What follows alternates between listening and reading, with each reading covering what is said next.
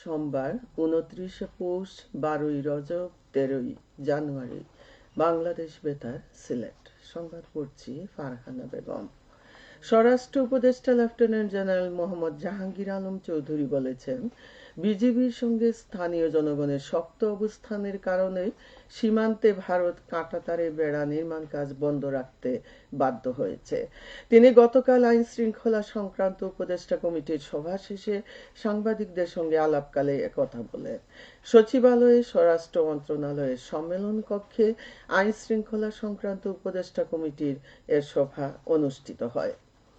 অন্তর্বর্তী সরকারের সমাজ কল্যাণ এবং মহিলা ও শিশু বিষয়ক মন্ত্রণালয়ের উপদেষ্টা শারমিন এস মুর্শিদ বলেছেন, নারী ও শিশু নির্যাতন প্রতিরোধে ওয়ান স্টপ ক্রাইসিস সেন্টারকে আরও গতিশীল করতে হবে।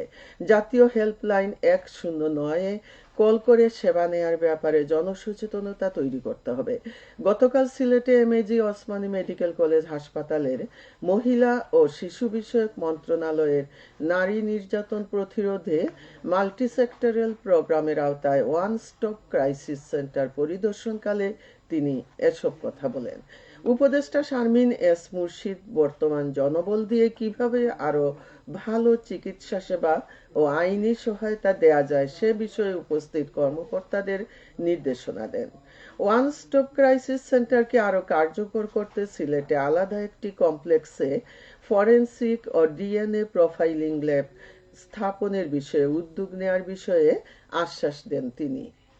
পরিদর্শনের সময় উপদেষ্টার সঙ্গে ছিলেন এমএজি ওসমানী মেডিকেল কলেজের অধ্যক্ষ অধ্যাপক doctor Mohammad Ziaur Rahman Chowdhury, Osmani medical college হাসপাতালের পরিচালক brigadier general Umar Rashed Munir, gynaecology and obstetrics বিভাগের প্রধান অধ্যাপক doctor Nasrin Akter, forensic medicine বিভাগের প্রধান ডাক্তার মোহাম্মদ শামসুল ইসলাম, উপপরিচালক ডাক্তার সৌমিত্র চক্রবর্তী। ৩ দিনব্যাপী ঐতিহ্যবাহী মাছের মেলা শুরু হয়েছে গতকাল মৌলভীবাজারে।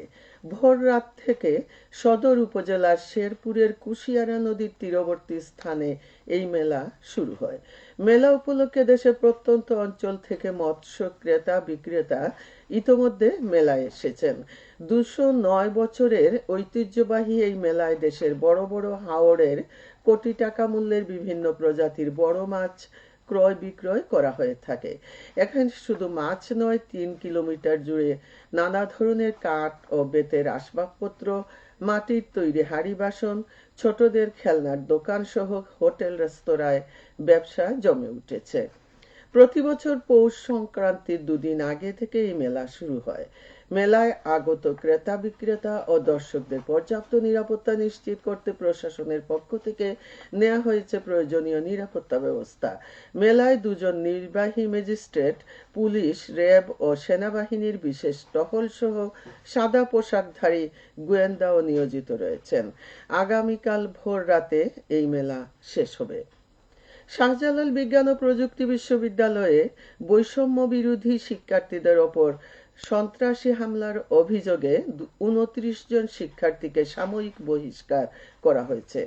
গতকাল ভারপ্রাপ্ত রেজিস্ট্রার সৈয়দ সলিম মোহাম্মদ আব্দুল কাদিরের স্বাক্ষরিত এক অফিস আদেশে এ তথ্য নিশ্চিত করা হয়।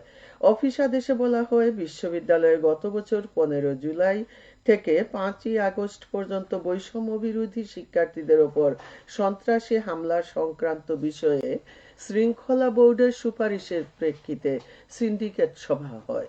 সভার সিদ্ধান্ত মোতাবেক এই শিক্ষার্থীদের সাময়িক বহিষ্কার করা হয়। একই সাথে অধিকতর শাস্তির বিষয়ে একটি তদন্ত কমিটি গঠন করা হয়েছে বলেও অফিস আদেশে উল্লেখ করা হয়। জেলা আইন শৃঙ্খলা কমিটির সভা অনুষ্ঠিত হয়েছে গতকাল মৌলভীবাজারের কালেক্টরেটে।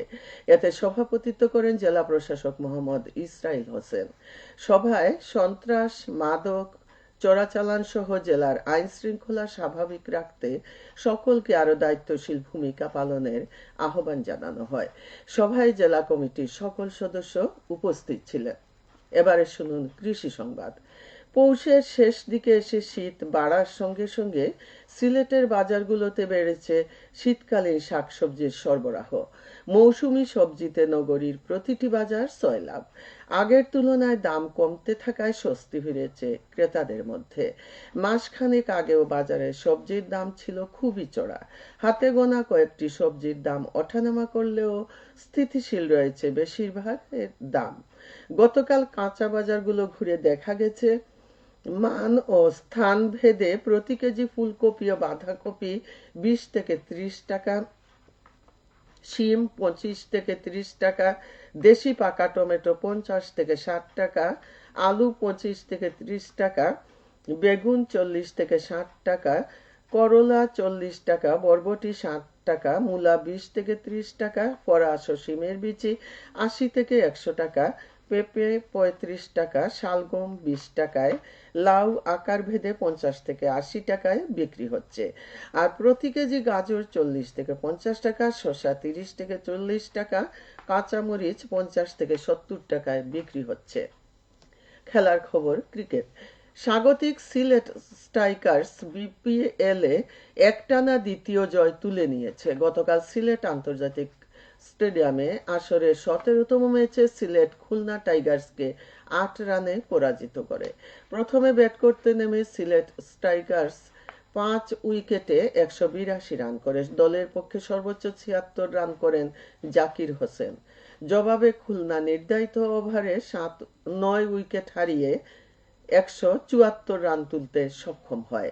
দিনের দ্বিতীয় খেলায় ঢাকা ক্যাপিটালস 149 রানে দুর্বার রাজশাহীকে পরাজিত করে। প্রথমে ব্যাট করে ঢাকা ক্যাপিটালস 20 ওভারে 1 উইকেট হারিয়ে 254 রান করে। জবাবে দুর্বার রাজশাহী 15 ওভার 2 বলে সবকটি উইকেট হারিয়ে 105 রান করে। সবশেষে আবহাওয়া।